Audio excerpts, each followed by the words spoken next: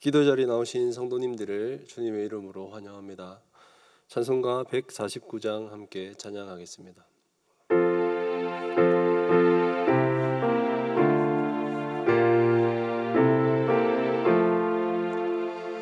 주 달려 죽은 십자가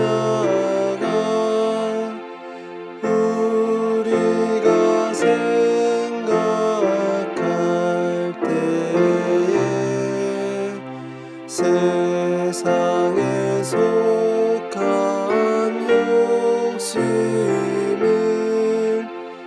헛된 줄 알고 버리네. 죽으신 구주밖에는 자랑을 말게 하소서.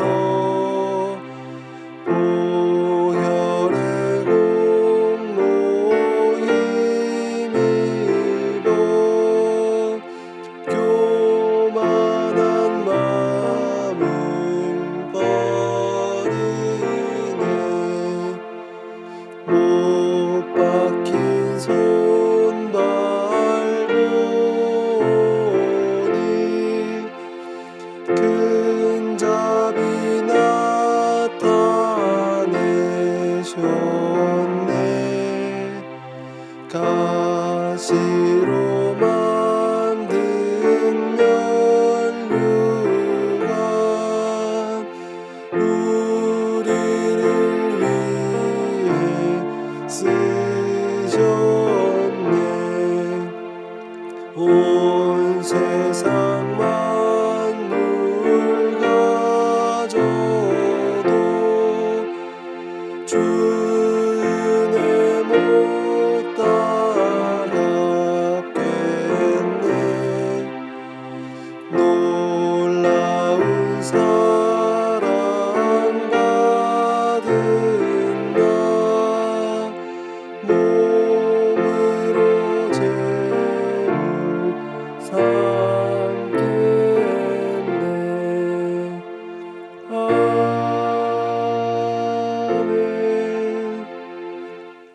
263장 찬양하겠습니다.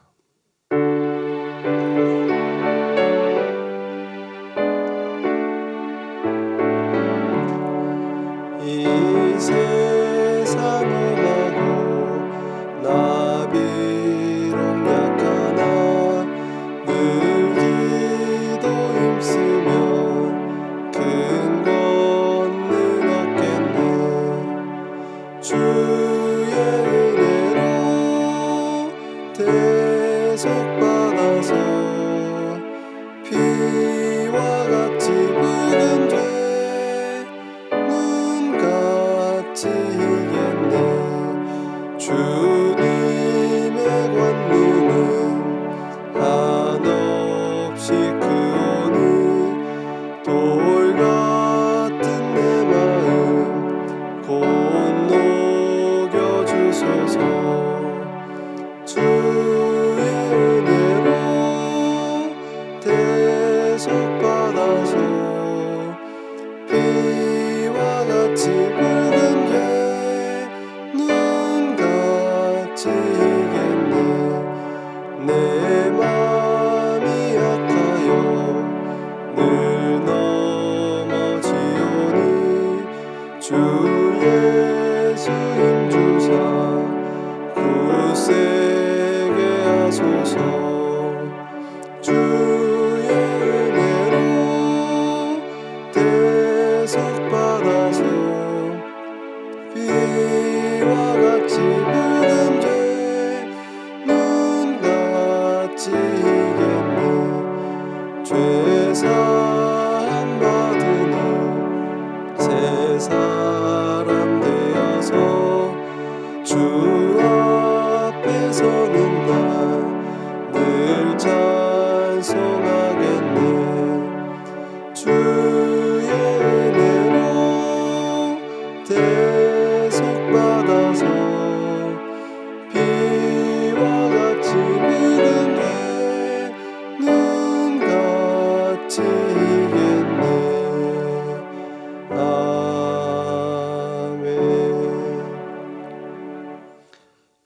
기도하겠습니다.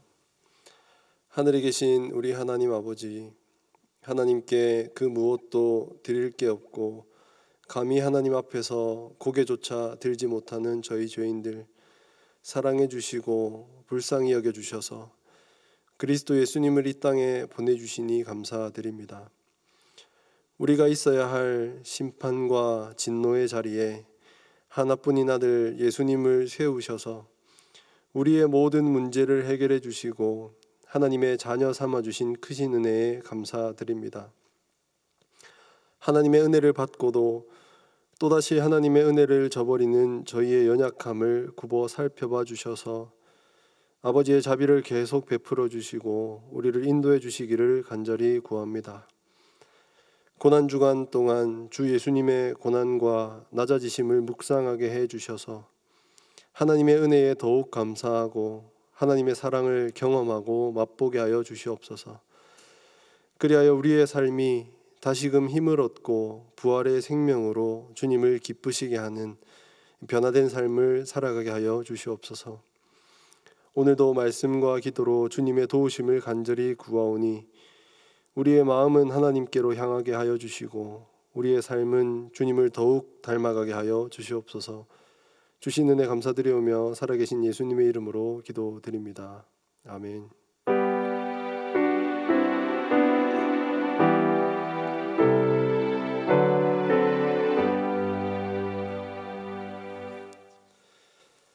하나님 말씀은 마가복음 14장 53절과 54절입니다. 매일 성경 본문을 따라서 53절부터 72절까지를 다 살펴볼 텐데 본문이 길어서 53절과 54절만 읽겠습니다. 그들이 예수를 끌고 대제사장에게로 가니 대제사장들과 장로들과 서기관들이 다 모이더라. 베드로가 예수를 멀찍이 따라 대제사장의 집들 안까지 들어가서 아랫사람들과 함께 앉아 불을 쬐더라. 사랑하는 성도 여러분, 오늘 말씀은 두 사람을 대조해서 우리에게 보여줍니다. 한 사람은 공회 앞에서 신문 받으시는 예수님이시고 다른 한 사람은 그런 예수님을 모른다며 부인하는 베드로입니다.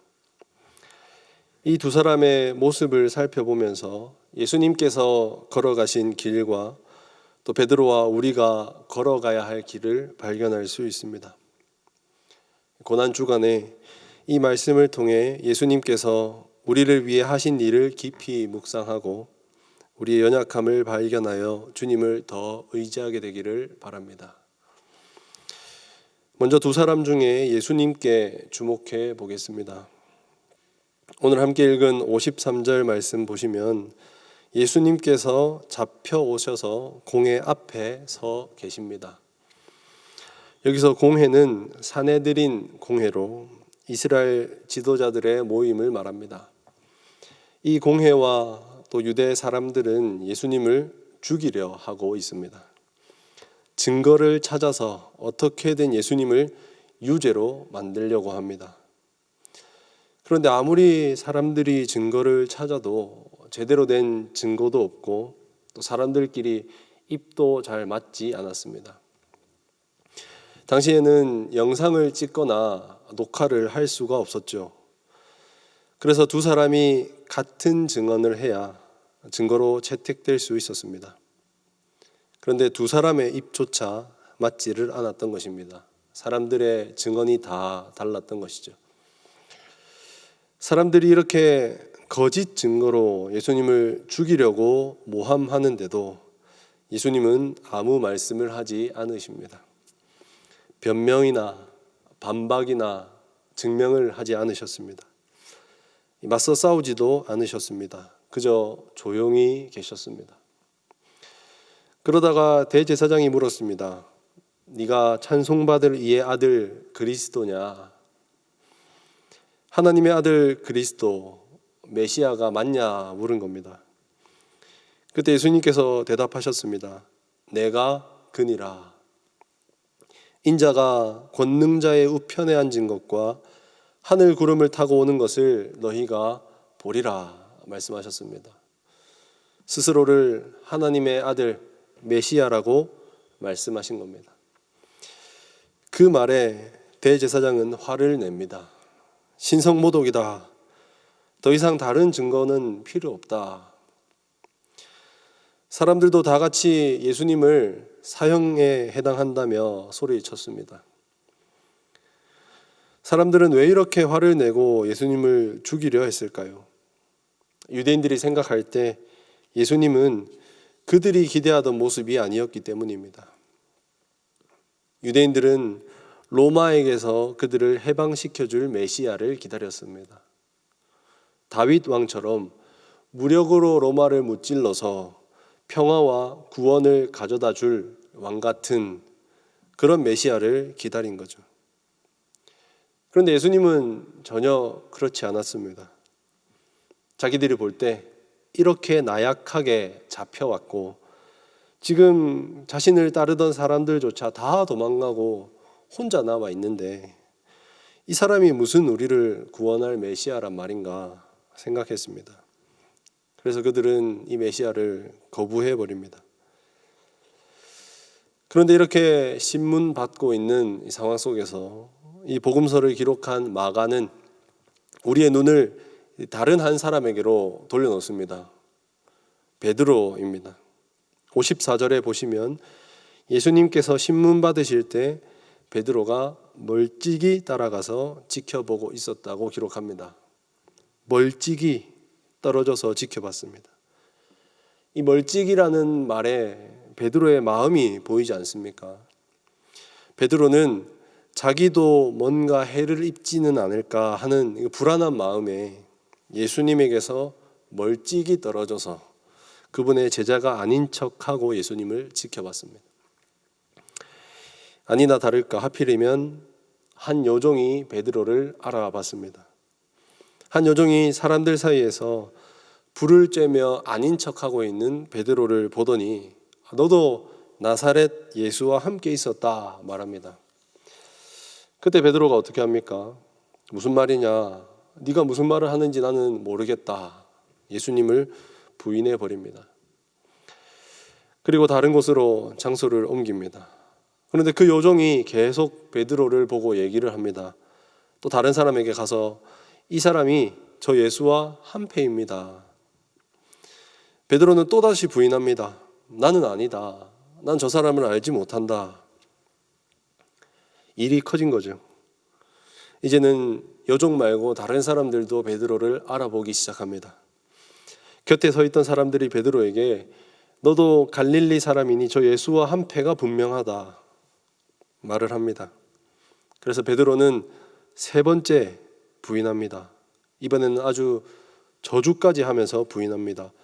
무슨 말을 하는지 나는 알지 못하겠다. 우리 성경에 누구를 저주했는지 나와 있지는 않지만 아마도 예수님을 저주하면서 베드로는 말했을 것입니다. 그렇게 하면 사람들이 자기 말을 믿어줄 거라 생각한 거죠. 정말로 예수님과 상관없는 사람이겠다 생각할 거라 여겼습니다. 베드로가 그렇게 세 번째 부인하던 그 순간 닭이 웁니다. 베드로는 닭 우는 소리를 듣자마자 주님의 말씀을 떠올렸습니다. 네가 닭 울기 전에 세 번 나를 부인하리라. 그때 베드로는 예수님께 그렇게 말했죠. 결코 그런 일이 없을 것입니다. 제가 주님과 함께 죽으면 죽었지 예수님을 모른다고 부인하지 않겠습니다. 아주 자신 있게 말했습니다. 불과 몇 시간 전에 한 말입니다. 닭 우는 소리를 듣자 주님의 말씀이 떠오른 거죠. 그리고 베드로는 밖으로 뛰쳐나가서 크게 통곡했습니다. 누가복음에는 이 순간을 더 극적으로 묘사해 놓았습니다. 닭이 울 때 주님께서 베드로를 쳐다보셨다 이런 기록을 남겼습니다. 베드로는 자기가 자신 있게 했던 말도 지키지 못했고 또 공개적으로 사람들 앞에서 주님을 부인하고 모른 척 해버렸으니 자신의 모습이 얼마나 부끄럽고 죄송스러웠겠습니까? 베드로는 언제나 당당하고 예수님을 잘 따랐던 제자입니다. 얼마 전 가이사랴 빌립보에서 예수님이 처음으로 내가 예루살렘에서 사람들에게 많은 고난을 받고 죽임을 당해야 한다 말씀하셨을 때 베드로는 그때도 예수님을 붙잡고 항변했습니다. 그런 일은 결코 주님께 일어나지 않을 것입니다. 자신은 결코 예수님을 버리지도 않을 것이고 언제나 예수님 곁에서 예수님을 지키겠다고 다짐했습니다. 그리고 그 말을 증명이라도 하듯이 베드로는 가룟 유다가 사람들을 데리고 예수님을 잡으러 왔을 때 칼을 뽑아 그중 한 사람의 귀를 잘라버리기도 했습니다. 맞서 싸웠습니다. 그렇게 했지만 지금 결국 베드로는 예수님을 부인해버리고 말았습니다. 자기가 한 말을 지키지 못한 겁니다. 성도 여러분, 오늘 말씀에서 우리는 예수님과 베드로의 모습을 대조해서 보게 됩니다. 예수님은 자발적으로 십자가를 향해 가셨습니다.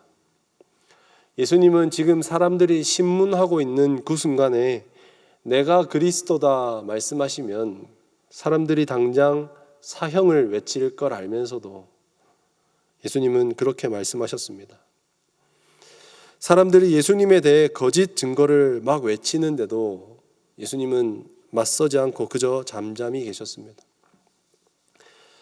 제자들 중 한 명은 예수님을 배반했고 다른 제자들은 다 도망갔고 제일 가까이에서 따르던 제자는 공개적으로 예수님을 모른다며 소리치고 있습니다. 예수님은 우리 중 누구의 도움도 받지 않으시고 홀로 그 길을 걸어가신 것입니다. 예수님 도대체 왜 이렇게 하셨을까요? 유대 지도자들이 보던 대로 예수님은 실패한 메시아, 패배한 메시아일까요? 아니면 힘이 없으셔서 무서운 마음에 그냥 조용히 당하기만 하신 거겠습니까? 그렇지 않습니다. 예수님은 칼을 뽑아들었던 베드로에게 아버지께 12군단 더 되는 천사를 보내달라 하실 수 있다 말씀하셨습니다. 예수님은 충분히 그럴 힘이 있으셨지만 그렇게 하지 않으셨습니다. 또 얼마든지 사람들의 거짓 고발에 반박하실 수 있으셨지만 그렇게 하지도 않으셨습니다. 그저 그대로 묵묵히 십자가를 향해 가셨습니다. 왜 그렇게 하셨겠습니까? 왜냐하면 성경 말씀에 약속된 하나님의 모든 약속을 이루셔서 우리를 구원하기 위해서였습니다. 예수님께서 겟세마네에서 기도하실 때 하나님께 그렇게 기도했죠. 이 잔이 지나갈 수 있다면 지나가게 해 주시옵소서. 예수님은 정말로 감당하기 힘든 고통 앞에서 몸부림치고 괴로워하셨습니다. 그토록 괴로우셨지만 예수님은 결국엔 그 십자가의 길을 가셨습니다. 그분만이 우리를 위해 십자가에 달려 하나님의 저주를 다 짊어질 수 있으시기 때문입니다. 예수님은 아무렇지 않게 담담하게 그냥 가서 눈 하나 깜짝하지 않고 십자가에 달리시지 않으셨습니다. 온전히 우리와 같은 사람의 몸을 입으셨기에 모든 두려움, 슬픔, 고민, 고통을 친히 다 겪으셨습니다. 우리를 위해 우리의 문제와 약함을 다 짊어지신 것입니다. 사랑하는 성도 여러분, 이 고난 주간에 우리는 무엇보다 이 예수님을 바라봐야 합니다. 우리를 위해 홀로 이 길을 걸어가신 예수님, 우리를 위해 자발적으로 십자가를 지신 예수님을 바라봐야 합니다. 그 예수님 바라보며 우리의 구원, 우리의 능력, 우리의 소망, 우리의 기쁨, 생명이 그분께만 있음을 고백해야 합니다. 우리가 받아야 할 모든 저주와 고난을 우리를 대신해 받으신 이 주님을 바라보며 감사와 찬양을 올려드리는 시간이 되어야 하겠습니다. 성도 여러분, 우리는 또한 이 베드로의 모습을 볼 수 있습니다. 베드로의 모습에서 우리의 모습을 발견할 수 있습니다. 우리도 베드로처럼 늘 다짐하지요. 말씀을 듣고 묵상하고 기도할 때 그렇게 다짐합니다. 예수님을 잘 믿겠습니다. 한 주 동안 이 말씀대로 최선을 다해 살겠습니다. 저는 결코 어떤 일이 있어도 매 순간 주님을 배반하지 않을 것입니다. 그런데 성도 여러분, 어떻습니까? 우리의 다짐은 늘 무너집니다. 우리 마음은 우리가 다짐하고 말한 대로 살 수 있는 힘과 능력이 없습니다. 어떤 분들은 습관적인 죄에 빠져서 헤어나오지 못하고 계실 수도 있고, 또 어떤 분들은 또다시 새로운 죄에 빠져 계실 수도 있습니다. 아니면 아무렇지 않게 죄인 줄도 모르고 늘 죄를 짓는 분들도 계실 것입니다. 우리는 이렇게 예수님을 부인하는 베드로를 보며 혀를 차죠. 나 같으면 저렇게 하지 않을 텐데. 하지만 사실 우리도 똑같습니다. 베드로의 모습은 우리의 모습인 것입니다. 우리는 매 순간 날마다 주님을 배반합니다. 그러면 성도 여러분, 어떻게 해야 하겠습니까? 우리는 우리 자신을 의지해서는 안 됩니다. 내가 스스로 한 주 동안 주님을 따라 살 수 있다고 착각해서는 안 됩니다. 우리는 매 순간 하나님을 의지해야 합니다. 매 순간 깨어 기도하지 않으면 우리는 베드로처럼 실패하게 됩니다. 우리는 나는 할 수 있다, 이런 자세가 아닙니다. 저는 할 수 없으니 우리를 주장하여 주시고 도와주시옵소서, 이런 겸손한 자세로 주님의 도우심을 구하며 나아가야 합니다. 혹시나 실패하셨다면 그 실패를 반복하지 마시고 베드로처럼 우리의 죄를 부끄러워하며 통곡하는 자리에 나아가야 합니다.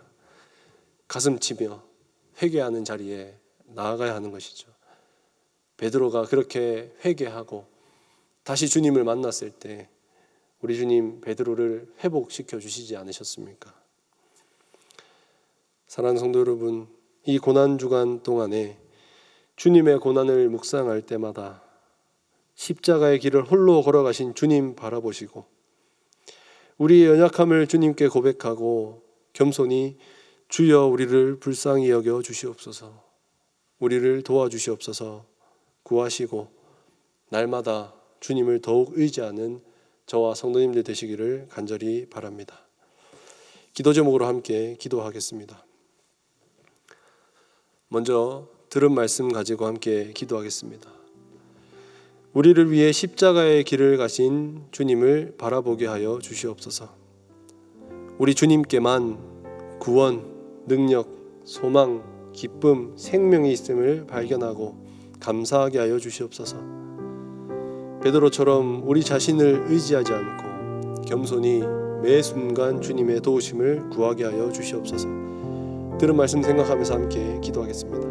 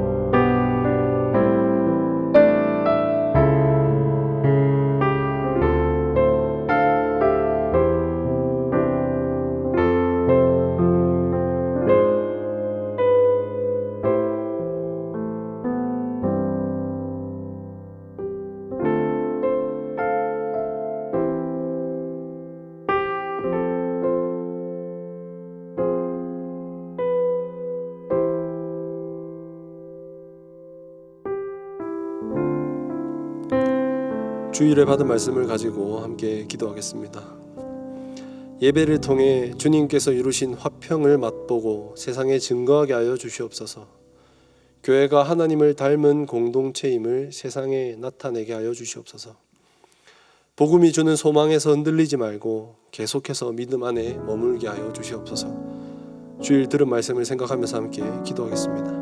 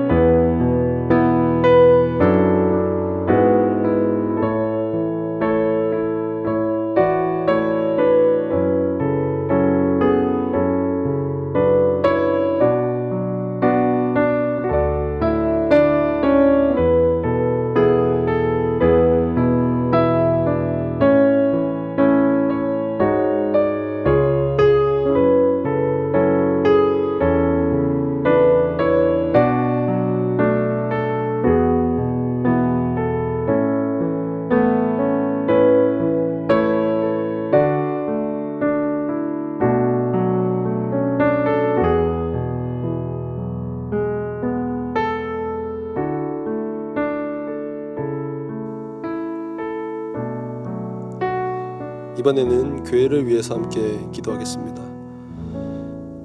곧 이제 모여서 예배 드리게 될 텐데 함께 모여 예배하는 날을 기다리고 준비하게 하여 주시옵소서. 기쁨과 감사로 함께 모여 예배하게 하여 주시옵소서. 이처럼 어려운 시기일수록 우리가 서로를 더 돌아보고 살피는 주님의 사랑의 공동체가 되게 하여 주시옵소서. 개인적으로 또 말씀과 기도에 계속 시간을 내어 투자하게 하여 주시옵소서. 교회를 위해 또 자신을 위해 함께 기도하겠습니다.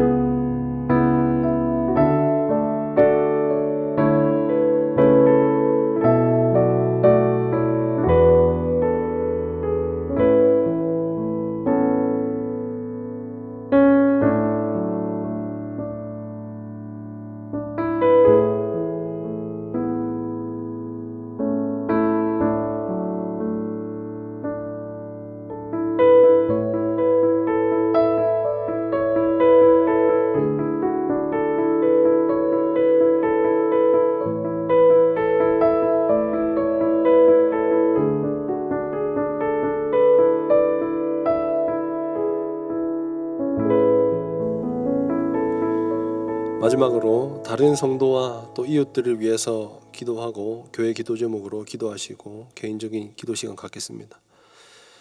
경제적으로 힘들어진 성도들 또 사람들을 위해서 기도해 주시기를 바랍니다. 학생들이 온라인으로 수업을 시작하고 있는데 온라인으로 수업에 잘 참여할 수 있도록 인도하여 주시옵소서. 또 건강이 좋지 못한 성도들, 코로나에 취약한 성도들 생각하면서 기도해 주시고 지금 해외에 나가 있는 우리 청년들 또 성도들 생각하면서도 안전하게 잘 귀국할 수 있도록 기도해 주시기를 바랍니다. 다른 성도와 이웃들을 위해 기도하시고 교회 기도 제목으로 기도하신 후에 개인 기도하겠습니다.